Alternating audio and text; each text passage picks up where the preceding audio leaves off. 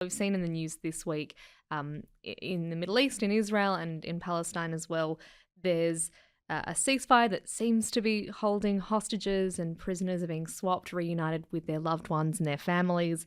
Um, I want to know from your perspective, what's next in all of this for Australia?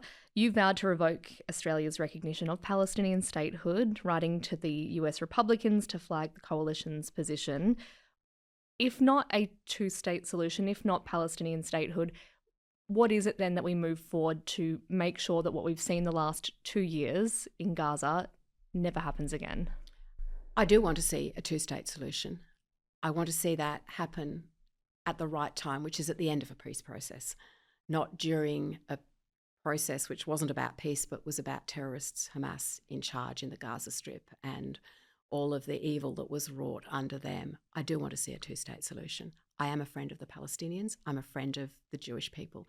And I've looked with despair at the implications for our Australian Jewish community following the events overseas. Now, the Prime Minister talked a big game about all of this, and he wasn't involved in the peace summit, for want of a better word, that happened a few days ago.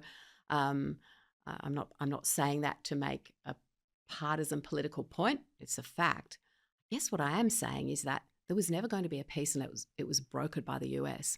And that was the critical reason for me making the statements that I did on behalf of the opposition at a time that I did, because we needed the US to broker this peace.